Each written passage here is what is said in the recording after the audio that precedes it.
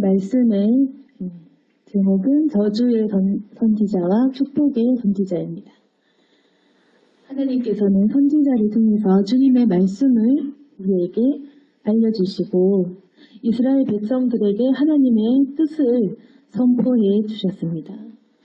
선지자 입술을 통해서 이스라엘 백성들은 하나님의 뜻을 알고 그분의 말씀을 순종하거나 또는 불순종하거나 그렇게 해야만 했습니다. 하나님께서는 선지자를 통해서 계속해서 그분의 말씀을 주셨습니다. 그런데 우리가 구약 성경을 처음부터 찬찬히 읽어보면 이 선지자를 통해서 대부분의 이 말씀이 하나님의 그런 저주를 선포하는 말씀이 많았는지 아니면 하나님께서 구원과 축복을 전하는 말씀이 많았는지 보시면 대부분은 하나님의 진노와 저주를 선포하는 역할을 했다. 그렇게 우리가 볼 수 있습니다. 사람들이 듣고 싶어 하지 않는 그런 말씀을 전하는 선지자가 많았던 것입니다. 그래서 선지자의 역할은 항상 하나님의 그런 무서운 심판을 이야기해야만 했고 사람들은 선지자의 말을 듣기 싫어했습니다. 그리고 그들을 때리고 핍박하고 모욕했던 것입니다. 우리가 오늘날도 선지자적인 그런 어떤 말씀이라고 하면 보통은 죄에 대해서 이야기하고 심판에 대해서 이야기하는 그러한 것을 의미할 때가 많은 것입니다. 예레미야서 29장에 보시면 예레미야 역시 그러한 저주와 멸망과 심판을 이야기하는 선지자였다. 예레미야는 계속해서 망한다, 심판을 받을 것이다. 그렇게 이야기했습니다. 결국 우리나라는 망할 것이다. 70년간 그 연수를 채워야 된다. 그래서 예레미야는 그냥 이 땅에서 이렇게 우리가 70년 동안 포로 생활하는 것을 받아들이고 우리가 이렇게 멸망하는 것을 그냥 순종으로 받아들여라. 이렇게 이야기를 했고 그러나 그 속에서 잘못된 가짜 선지자들은 어떻게 얘기했냐면 금방 하나님께서 우리를 도와주셔서 우리가 멸망하지 않고 곧 하나님께서 우리 민족을 구원해 주실 것이다. 그렇게 이야기했던 것입니다. 그래서 사람들은 예레미야를 핍박했습니다. 그 어떤 백성도 지금 망할 것이다 라고 이야기하는 사람의 말을 듣고 싶어 하지는 않을 것입니다. 당연히 하나님께서 바벨론의 손에서 구출해 주셔서 우리 민족을 보호할 것이다. 이 말이 더 믿고 싶고 또 그것이 하나님의 음성인 것 같고 사람들은 그렇게 생각했던 것입니다. 근데 예레미야의 말은 뭐냐면 그냥 우리는 지금 심판받아서 패할 것이다. 70년간은 계속해서 우리가 노예 생활을 해야 한다.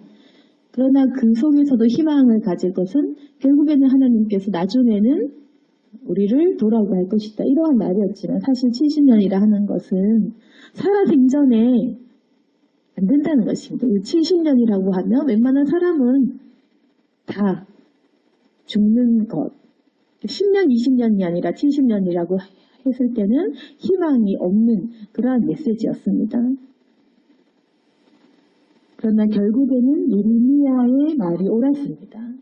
하나님께서는 때로는 우리가 생각하기 싫은, 우리가 이해하기 싫은 그런 말씀들을 하십니다. 어떻게 보면 하나님께서 당연히 우리 민족을 보호하셔서 내 편이 되어 주셔서 이 이방의 민족들의 그 침략에서 곧 일으켜 주셔서 우리를 승리케 하고 하나님께서 건져주실 거다. 이러한 이야기들을 믿고 싶겠지만 그렇게 예언하는 사람은 가짜였고 도리어 예레미야 항복해라. 하나님의 징계를 받아들이자. 70년이라는 긴 세월을 우리는 그저 감당해야 된다. 단지 그때에도 계속해서 하나님께 부르짖고 기도하면 주님을 만날 수 있다. 그렇게 희망을 선포했던 선지자가 예레미야였던 것입니다. 그래서 우리가 이 선지자들의 이야기들을 쭉 보면 대부분은 우리가 듣기 싫은 얘기들, 우리가 원하지 않는 그러한 말씀들을 많이 합니다. 그런데 하나님께서는 사람들을 심판하기 전에 언제나 이렇게 선지자를 통해서 경고해 주십니다. 그러면 지금의 우리가 무서워해야 될 것은 무엇이냐면은 지금 이 시기는 선지자가 더 이상 없다는 것이 문제입니다. 하나님께서 이렇게 구약시대의 선지자를 통해서 이야기해 주실 때는 우리가 참 편했겠지만 이제는 우리에게 선지자를 통해서가 아니라 완성된 말씀인 성경 66권으로 말씀해 주십니다. 그러면 우리 이 말씀을 듣고 읽고 깨닫는 사람만이 하나님의 음성을 들을 수가 있습니다.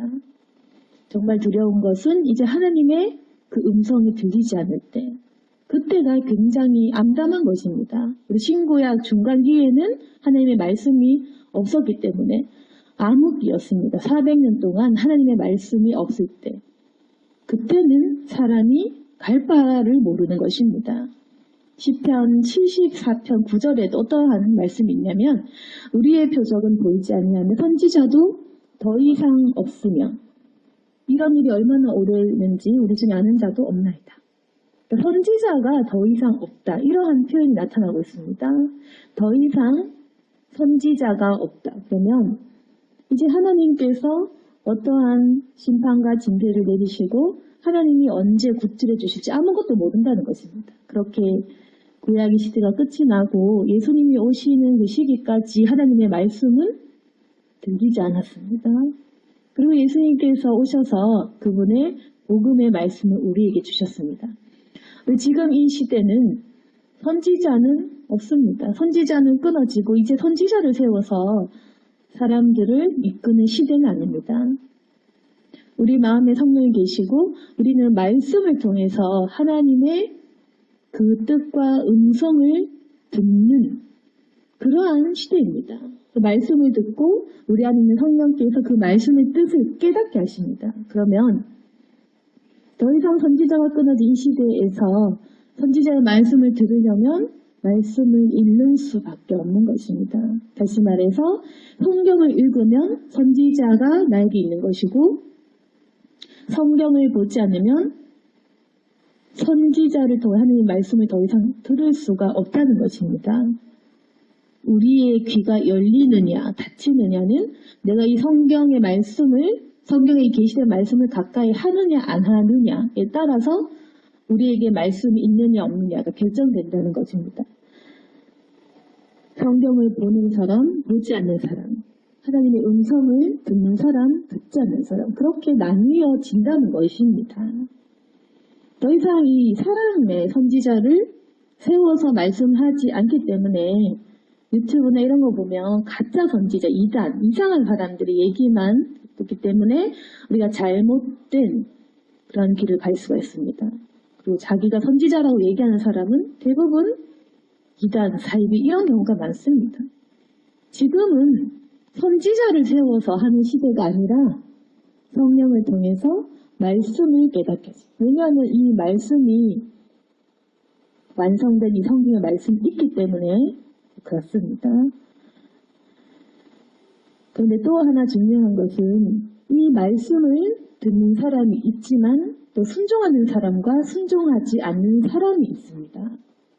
말씀을 들을 때에도 주님의 이 말씀을 심판과 종말과 회개에 대한 이 말씀을 그대로 받아들이는 사람이 있고, 또 성경의 축복과 구원과 행복에 관한 것만 계속해서 찾는 그런 사람도 있습니다.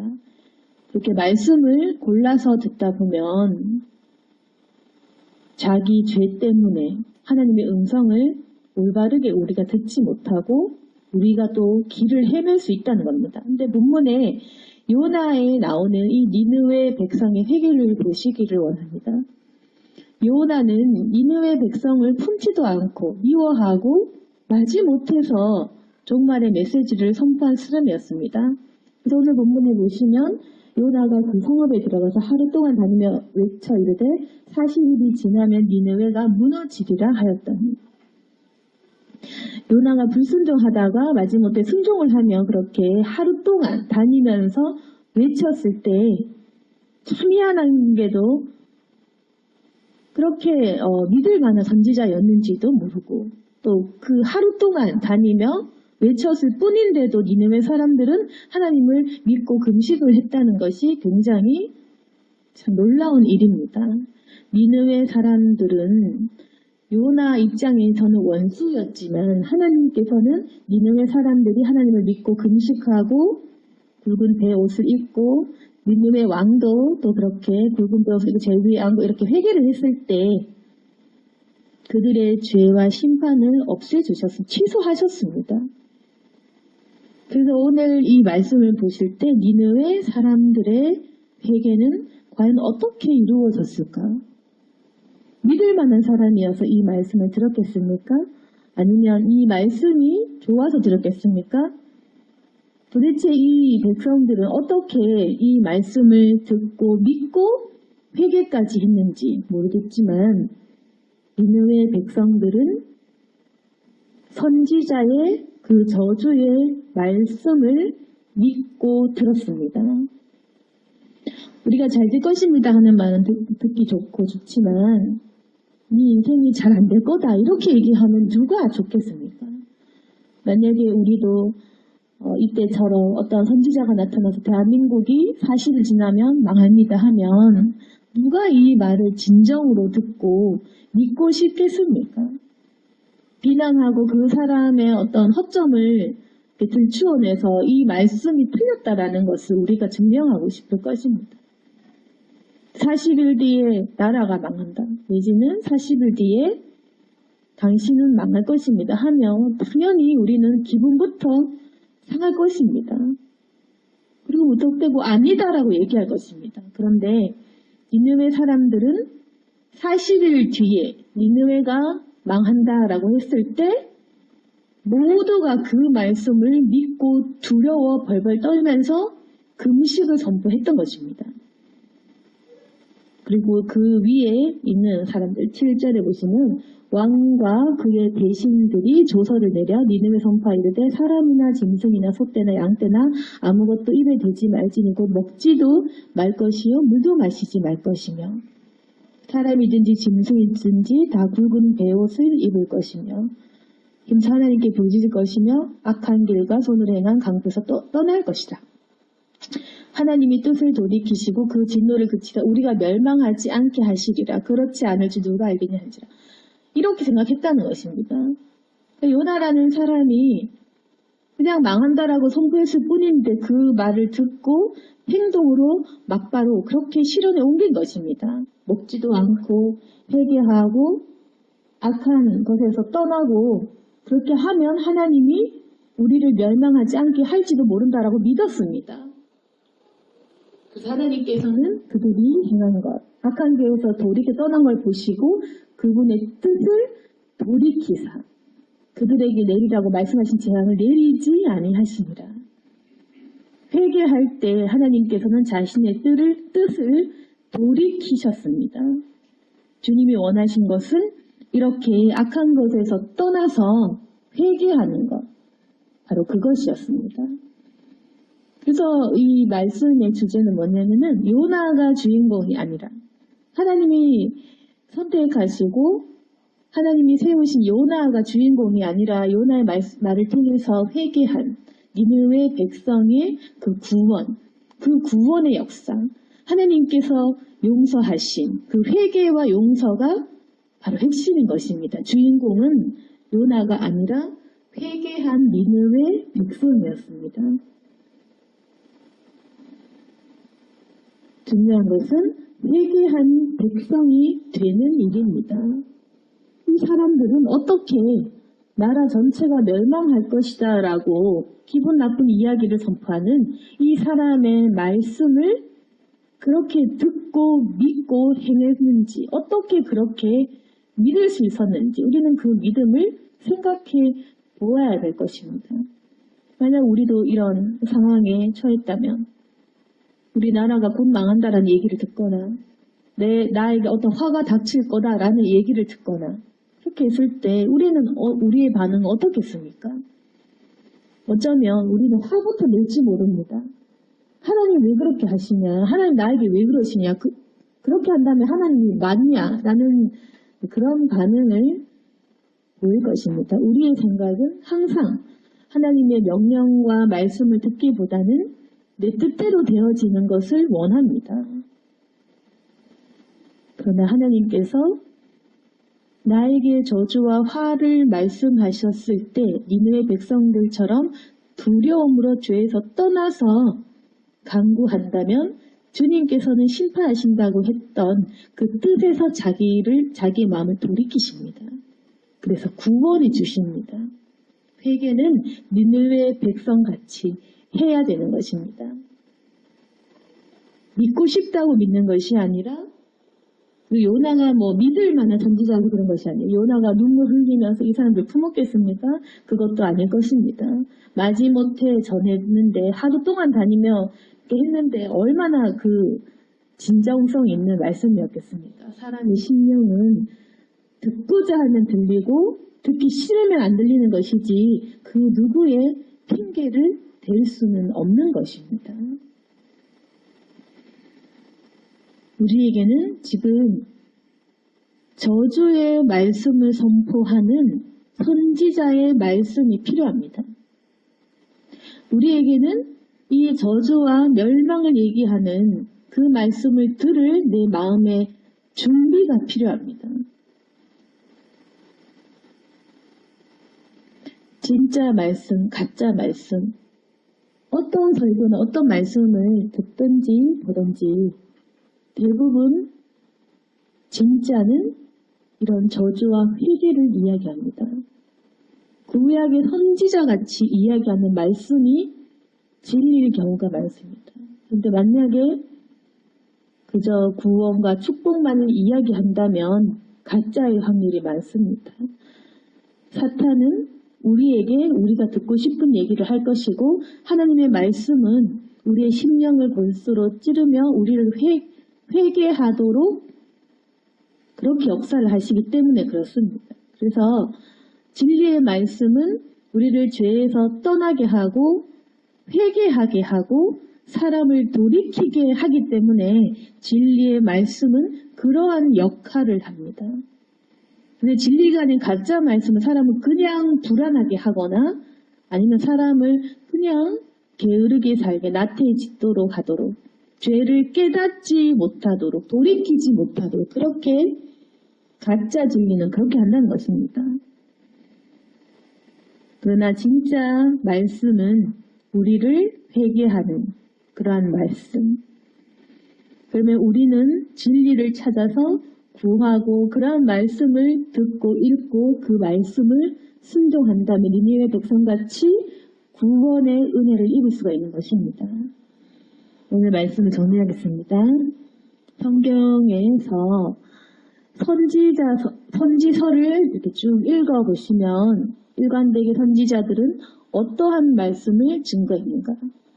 심판과 저주와 회개를 촉구하지만 결국에는 희망을 이야기하는 그러나 언제나 하나님의 뜻과 명령을 이야기하며 그 하나님의 뜻은 우리가 절대로 움직일 수 없는 정해진 그 룰이 있습니다. 지신년 아니면 또 때로는 어떠한 일들 해라 떠나라 무엇을 하거라 이러한 말씀이 있습니다. 명령이 있고 하나님의 절대적인 섭리가 있는 말씀입니다.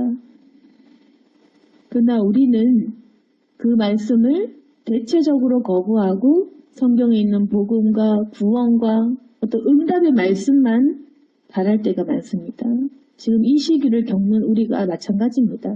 니느웨 백성 같은 회개가 지금 이 시기에 우리를 구원하는 그러한 일이 될 것입니다. 만약에 지금 이 시기에도 그저 되겠지, 잘 풀리겠지, 하나님 보호하시겠지 그렇게 하기보다는 니느웨 백성처럼 우리도 이제 회개를 하며 주님 앞에 겸손하게 엎드려야 될 때입니다. 그러면 하나님께서 우리에게 징계를 하시다가도 그 뜻을 돌이키시고 지금의 이 어려운 환난도 우리의 회개를 통하여서 하나님께서 고쳐주시고 또 그 모든 상황을 돌이켜주실 것입니다. 요나서에 나오는 니느웨 백성들처럼 회개하고 또 말씀에 마음의 문을 열어서 말씀을 읽고 말씀 속에 역사하시는 하나님의 음성을 듣는 저와 여러분이 될 수 있기를 소망합니다. 네, 기도하겠습니다. 거룩하신 하나님 아버지, 우리가 죄에서 떠나 회개하기보다는 축복을 받으러 교회에 나오고 또 주님께 기도한 적이 참 많았습니다. 우리가 진리를 찾아야 될 것인데 내 마음의 안정을 위해서 찾아온 적이 참 많습니다. 그래서 하나님의 음성을 제대로 듣지 못하고 아버지가 누구신지 잘 모르고 내 삶에서 기적도 모른 채 살아온 적도 많습니다. 하나님, 우리의 심령의 귀가 열리게 도와주시고 선지자의 음성을 들려주옵소서. 말씀을 대합니다. 이 말씀 속에서 하나님의 음성을 찾게 하시고 듣게 해주시고 순종할 수 있도록 도와주옵소서.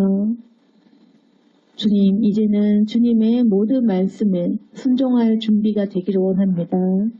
우리 심령에 들어오시고 회개하는 저희 심령을 보시며 주님의 뜻을 돌이키시사 아픈 사람들의 그런 여러 가지 일들 속에서 주님 구원의 은혜를 베풀어 주시고 우리의 회개를 통하여서 주님께서 우리를 구해 주시기를 원합니다. 희망을 주시고 소망을 주시는 하나님 아버지, 우리 모두가 겸손할 수 있도록 도와주시고 더욱더 주님께 매달리게 하여 주옵소서. 예수님 이름으로 기도드렸습니다.